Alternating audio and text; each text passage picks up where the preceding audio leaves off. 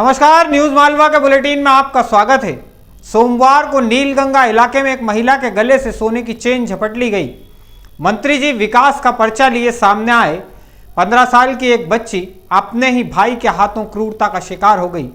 बहुत कुछ है बुलेटिन में, लेकिन खबरों की शुरुआत करें इससे पहले आइए मंगलवार को जिनका जन्मदिवस है उन्हें शुभकामनाएं देते हैं।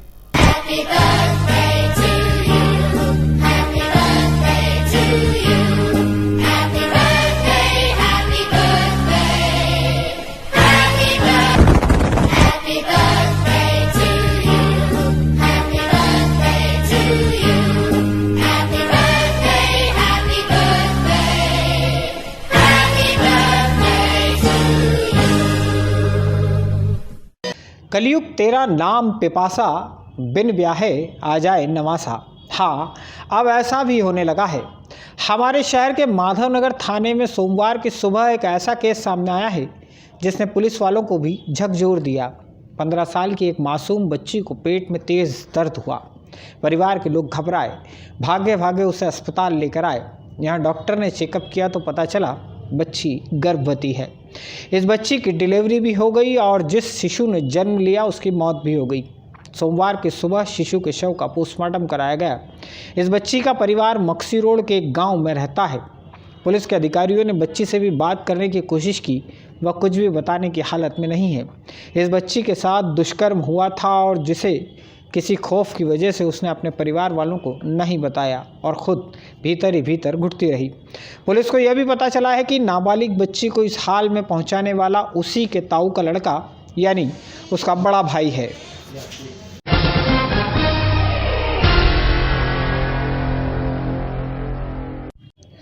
मक्सी रोड स्थित उद्योगपुरी के एक दोना पत्तल कारखाने में रविवार की रात भीषण आगजनी की घटना हो गई। इस कारखाने में दोना पत्तल का कागज बड़ी मात्रा में रखा हुआ था, लिहाजा आग ने बहुत कम वक्त में ही भीषण रूप ले लिया। आगजनी की सूचना पर एक के बाद एक 10 दमकल गाड़ियां यहां पहुंची और करीब 2 घंटे की मशक्कत के बाद आग पर काबू पाया। इस कारखाने को अजय दशोरा नामक शख्स ने किराए पर ले रखा है। आगजनी की घटना से उनका कितना आर्थिक नुकसान हुआ है इसका फिलहाल खुलासा नहीं हो सका है। आशंका जताई जा रही कि बिजली के तारों में शॉर्ट सर्किट होने के कारण यहां आग लगी थी। साइकिल चलाओ जी भर के, जियो जी भर के। G Mart cycle paradise, hero cycles के ऑथोराइज्ड डीलर, 66 फब्बारा चौक, उज्जैन।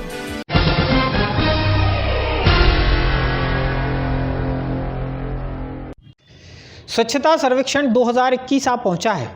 अगले कुछ दिनों में हमारे शहर में फिर से एक बार साफ सफाई का सर्वेक्षण करने के लिए क्वालिटी कंट्रोल ऑफ इंडिया या इसके समकक्ष किसी एजेंसी के अधिकारी कर्मचारी आने वाले हैं। इन्हीं के सर्वेक्षण और आम लोगों के फीडबैक के आधार पर ही एक बार फिर से उज्जैन की रैंक तय होगी। नगर निगम के अधिकारी कर्मचारी दिन रात इस कोशिश में जुटे हैं कि उज्जैन की रैंक पिछले साल के मुकाबले बेहतर हो सके। इसके लिए धन भी खूब खर्च किया जा रहा है, लेकिन क्या वाकई में हालात बदले हैं? आप नगर निगम मुख्यालय के भीतर के ही हाल देख लीजिए। यूरिनल पॉट तक गायब है। पूरे शहर से आवारा मवेशी भगाने का ढिंडोरा पीटा जा रहा है। MR5 पर नगर निगम द्वारा ही बनाए गए बगीचे पर मवेशियों का कब्जा है।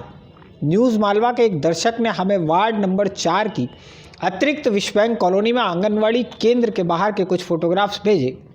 यहाँ के ताज़ा हालात आप खुद ही देख लीजिए। इन सारे हालातों के लिए हम खुद भी कुछ हद तक जिम्मेदार हैं। फिलहाल वक्त केवल अधिकारियों या जिम्मेदारों को कोसने का नहीं, बल्कि उनके साथ खड़े होने का है, सहयोग करने का है।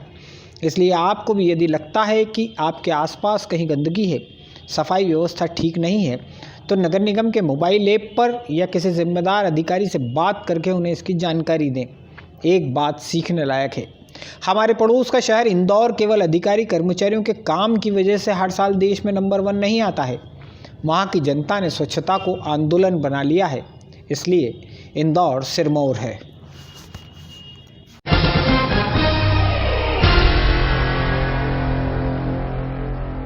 नानाखेड़ा बस स्टैंड के सामने खाली पड़े मैदान में जल्द ही 50 करोड़ रुपए की लागत से खेल स्टेडियम का निर्माण होगा। नानाखेड़ा इलाके में ही बने तारामंडल में भारत सरकार के संस्कृति मंत्रालय के सहयोग से आंचलिक विज्ञान केंद्र का निर्माण किया जाएगा। इस परिसर में 8.5 करोड़ रुपए की लागत से 3D थिएटर और 16 करोड़ रुपए की लागत से इनोवेशन सेंटर स्थापित होगा। ये दोनों ही बड़ी जानकारियां सोमवार को उच्च शिक्षा मंत्री और दक्षिण के विधायक डॉक्टर मोहन यादव ने मीडिया कर्मियों के माध्यम से आम जनता से साझा की हैं। डॉक्टर मोहन यादव ने बताया कि उज्जैन को लोग धर्म की नगरी के नाम से जानते हैं, लेकिन उज्जैन की पहचान विज्ञान की नगरी के रूप में भी बनना चाहिए।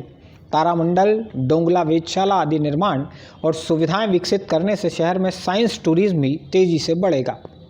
डॉक्टर मोहन यादव ने बताया कि गुरुजी खेल प्रशाल में 7 करोड़ 49 लाख रुपए की लागत से सिंथेटिक ट्रैक बनाने की स्वीकृति भी भारत सरकार के खेल मंत्रालय से मिल चुकी है। एथलेटिक्स खिलाड़ियों के लिए ये बड़ी सौगात होगी। इसके अलावा उन्होंने बताया कि प्रदेश के उद्योग मंत्री से मुलाकात कर उज्जैन में नई औद्योगिक इकाइयों की स्थापना के प्रयास भी किए जा रहे हैं, जिनसे लगभग 10,000 नए रोजगार सृजित होंगे। उज्जैन के विकास के रास्ते ऐसे कि भविष्य में ग्रीनविच के आधार पर डोंगला में ऑब्जर्वेटरी बन जाएगी। एक बड़ा काम हमने किया है। उस ऑब्जर्वेटरी में लगभग 13 करोड़ की लागत से सब प्रकार की रिसर्च हो जाए, सब प्रकार से वहाँ ध्यान जाए।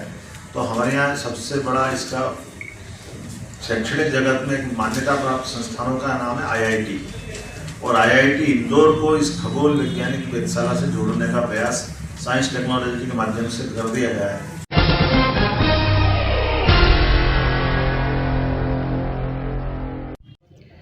फ्रीगंज खास मंडी स्थित अंबेडकर मांगलिक भवन में कांग्रेस के कार्यकर्ताओं का एक अहम सम्मेलन हुआ। जमीनी कांग्रेस कार्यकर्ता आगे लाओ समिति ने इस सम्मेलन का आयोजन किया था। इसमें प्रदेश के चुने हुए 250 से ज़्यादा जमीनी पार्टी कार्यकर्ता शामिल हुए। समिति के मध्य प्रदेश अध्यक्ष जीतू दीवान, कांग्रेस के प्रदेश महामंत्री अजीत सिंह ठाकुर, जिलाध्यक्ष कमल पटेल, शहर उपाध्यक्ष धर्मेंद्र सिंह ठाकुर अतिथि के रूप में शामिल हुए। जमीनी कांग्रेस कार्यकर्ताओं को आगे लाकर नए अवसर देने के लिए गठित समिति का मध्य प्रदेश का यह पहला सम्मेलन था। समिति के संभागीय प्रभारी और जिलाध्यक्ष अनुराग सिंह ठाकुर को आयोजन की जिम्मेदारी प्रदेश नेतृत्व द्वारा सौंपी गई थी। आयोजन में युवक कांग्रेस के प्रदेश सचिव भूरू गौड़, सेवादल शहर अध्यक्ष मनीष गोमे, जगदीश रघुवंशी आदि ने अतिथियों का स्वागत किया।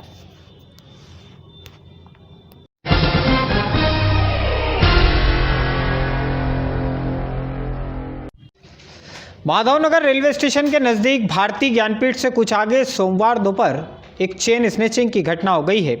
अपने भाई और बेटी के साथ एक्टिवा पर सवार होकर नीलगंगा के रास्ते से गुजर रही महिला के गले से मोटरसाइकिल सवार युवक ने चेन झपट ली।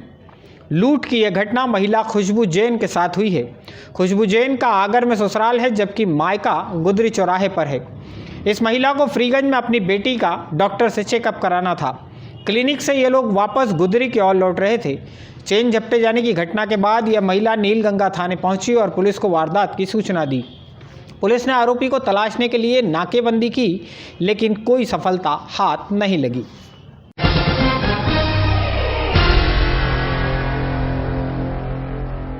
कमरी मार्ग पर एक धर्मस्थल के नज़दीक हो रहे निर्माण पर नगर निगम के इंजीनियर्स द्वारा आपत्ति लिए जाने के बाद विवाद की स्थिति बन गई।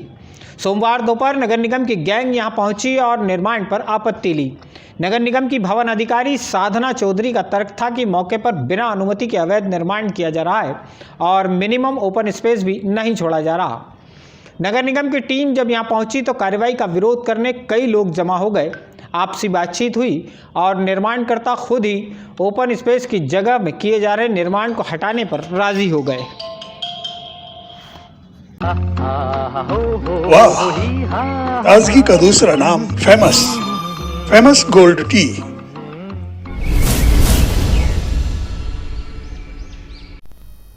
दोस्तों, हमारा बुलेटिन यदि आपको पसंद आता है तो इसे लाइक और शेयर जरूर कीजिएगा। कल फिर हाजिर होते हैं इसी वक्त। मुझे आज्ञा दीजिए। जय श्री महाकाल।